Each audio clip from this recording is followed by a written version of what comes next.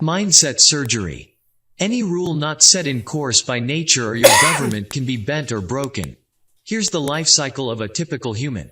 Go to school, study hard, get a good job and have a family. Continue working, save up for retirement, then wait until you die.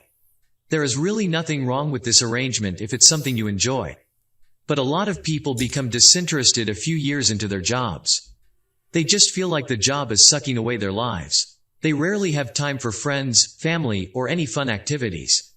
They are stuck. Outside of science and law, all rules can be bent or broken, and it doesn't require being unethical.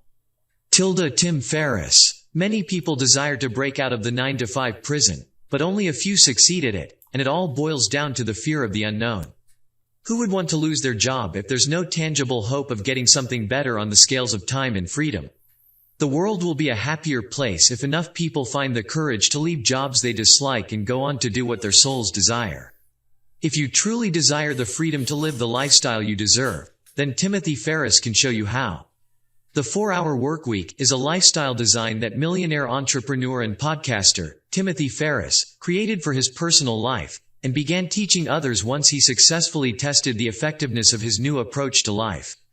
Countless people all over the world have achieved the lifestyle design of their choice simply by understanding and implementing the strategies in this summary. You're about to join that number.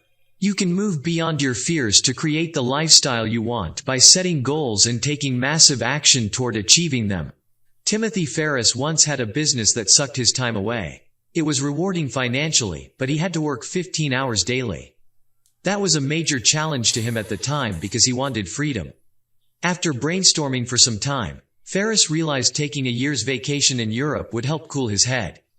But, like the majority of us, the fear of losing his business kicked in. Because of that, he shoved away the idea of taking a year-long vacation. He continued wearing himself out on his business, even though he disliked it. But, one day, the light bulb switched on. What would be the worst-case scenario should he take the vacation, despite all odds? A lot of things may possibly go wrong. His business may crash, he may go broke in a strange country, or even more sinister things could happen. Timothy Ferriss noted all those down. He then thought deeply about possible survival strategies. It dawned on him that he could actually make a living outside of his business. Things would definitely be rough at first, but he could take a menial job and cut down on luxuries such as eating out. Not so bad, so he took the trip. His vacation lasted 15 months, and surprisingly, his business thrived more in his absence. The moral of the story: your fears aren't always as bad as they seem. If you truly want to live a rich lifestyle, you will have to master the art of overcoming your fears. Is the fear of the unknown limiting you from making a major change in your life and career? Do you really want to change? If yes, pick up a pen and paper, write down all the possible worst-case scenarios as well as the things you can do to overcome them. It also helps to focus on your plan for the future. This will lead you to find inspiration. Ferriss suggests that you set high, unrealistic expectations for the things you would like to be, do, and have between now and at least the next 6 months. After that, begin finding out ways you can bring those things to pass. Draft out a complete plan for manifesting your unrealistic expectations. There's no difference between a pessimist who says, "Oh, it's hopeless, so don't bother doing anything," and an optimist who says, "Don't bother doing anything, it's going to turn out fine anyway." Either way, nothing happens. Yvonne Chouinard, founder of Patagonia. Remember, your goals have to be unrealistic. Keeping them realistic is the fastest recipe for demotivation. While doing all these, beware of optimistic fears, the refusal to take action and change your situation in the hope that things will change by themselves over time. For instance, the fact that your job is just uninspiring and not a living hell can be a good excuse to not act, in the hopes that things will change in the near future. This is optimistic fear. What if nothing changes after a year or two? Elimination is the key to productivity. Forget anything that has to do with time management. This is probably the worst productivity advice you're getting, but the idea of time management, doing more in less time, has kept many people busy without actually moving. Productivity is not always about being busy. To be productive, you have to be busy doing the exact thing you should be doing at the time. Don't get too lost in the idea of filling time with activity, and not accomplishing the most important things at the end of the day. As a would-be new rich, NR, you should be more concerned with being effective than efficient. There's a world of difference between the two. Efficiency is being busy doing stuff that isn't necessarily contributing to your grand goal. But when you're effective, every task you complete is moving you toward your end goal. For example, you can be busy replying to emails for 3 hours, when you could easily outsource that at a lower cost and focus on doing more important activities that will lead you to your end goal. Replying to your emails may be a part of your job description, but spending hours on that alone doesn't make you any more efficient. Wherever you are in your life, productivity is important if NR is the goal. There are 2 laws you can incorporate into your life to rapidly boost your personal and professional productivity: the 80-20th law and the Parkinson's law. Let's start with the first. The 80-20th law or principle states that about 20% of activities account for 80% of the results we get. To put it more practically, as an employee, roughly 20% of your time is responsible for 80% of your office work. No employee is really productive 8 hours every day. A good part of that 8 hours is used for relatively unimportant tasks. A task will swell in perceived importance and complexity in relation to the time allotted for its completion.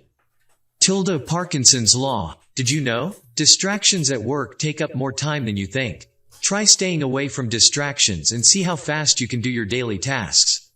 Simple hacks for putting your work on autopilot. Outsourcing is the lifeblood of the new rich. Don't forget the goal is to be in charge of your life and have others working for you while you focus on the activities that matter most to you. And as we've reiterated countless times, anyone can do this. It doesn't matter if you're an entrepreneur, employee, or student. Every task must be both time-consuming and well-defined before it can be delegated. You have 2 options when outsourcing. You could choose to use either a local or remote virtual assistant, VA. Ferriss recommends using remote VAS from developing countries like India because the cost of service is less, and because of the time difference between both countries, you could be sleeping while your VA is working for you. So let's say you have a presentation to give the following morning. All you need to do is contact your VA early enough, give them clear instructions and a deadline you both can work with. Keep Parkinson's law in mind when doing this. If things go well, you will wake up to your presentation waiting in your email. How awesome is that? To avoid any disappointments, it's good you don't hire a new or sole VA. Working with a VA organization with a good reputation will save you all the stress of finding a great VA. The 2 most common VA organizations providing remote services are Your Man in India, YMII, and Brickwork, based in India. Now, it's time to set your income on autopilot. This is the part you've been waiting for. The secret of all NRs is building a business around something they love, and keep it simple and automated so they can enjoy doing other things. The goal is not business, but fun. The easiest way to get into business and make tons of money is to find a product you can sell to a particular target market. And you don't want to spend too much time researching a product or its market, so just find a niche you already know well. Look at your past or current experiences and try to locate a problem your product can solve. When Ferriss created BrainQuicken, his target market was students and athletes. It was easy to create something they will love because he was a student and athlete too. Now, don't let the word create scare you. That word has been largely overrated by the media, but as you will see soon enough, it's not hard to create products people will love. And just in case the idea of product creation doesn't at all fascinate you, there are 2 other awesome ways to get a product for your target market. But before going into those 2 other ways, let's hammer on product creation. After picking a target market and determining what problems they have, the next step is to think of a product you can create to meet this need. If what you have in mind is a hard product, you can leverage private labeling. Simply contact experts in the field to manufacture the product in a way that it will suit your target market, then stamp your unique label on it. Another option is to create information products. The other 2 ways of getting a product are reselling and licensing. To resell a product is simple. In fact, it's the easiest way to get a product, just that the profit margin won't always be great as there are usually many other people reselling the same product, and probably at lower prices. But reselling is a good place to start. If it interests you, there is only one vital step to take. Contact the manufacturer, negotiate the wholesale price, and you're in business. Reselling is similar to licensing in a way, but licensing requires more effort and is more profitable. Licensing is all about granting others the right to produce hundreds of products with a brand's name and image, in exchange for a percentage of the sales. Many top brands use licensing in one way or another. A good example is Red Bull. That energy drink came from a tonic in Thailand. So how can you take advantage of licensing? There are two possible ways: become the inventor or the licensee. Most NRs are the latter. They obtain licensing deals from inventors and use that to easily push their products to their target market. Decide on any of the approaches that suit you, but don't fall into the naive trap of setting low prices. Your product shouldn't cost less than $50, and ideally, no more than $200. A good price saves you the stress of dealing with low-end customers who will always give you a headache. If you're sure your product is worth it, don't be afraid to set high prices. You can quit your job and live the new rich lifestyle. If you followed all the steps above, particularly if you've started outsourcing and the side business you created with your spare time is beginning to roll in consistent cash, you're near the point where quitting your job is feasible. But first, you will want to negotiate remote working conditions so you can test your lifestyle of freedom while still having money from your job. You will need the remote work, especially if your business is yet to comfortably cater to your financial needs. Earlier, we discussed how being super productive will make it easier to negotiate remote work.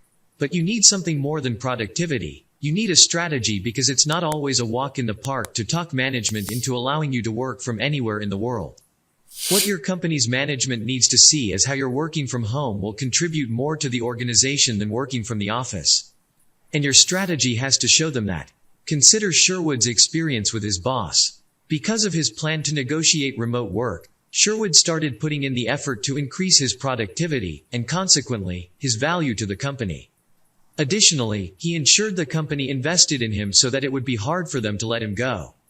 Next, he called in sick for 2 days. Sherwood used these days to do his office work remotely. He made sure he performed more than he usually did at the office. He resumed after 2 days and was ready to negotiate remote work. When you're effective in the workplace, you stand a good chance of negotiating better work conditions. He started with asking for 2 remote work days, Monday and Tuesday. He used that approach because it's much easier for his boss to accept 2 days of remote work than all 5 days at once. The result? Sherwood did his best to impress his boss, then leveraged his super performance to negotiate 4 days remote work, and then complete remote work, the entire 5 days a week. He is now only required to show up at the organization during crucial meetings. You can apply his strategy too. The most important things are your ability to show a high degree of competence and reliability.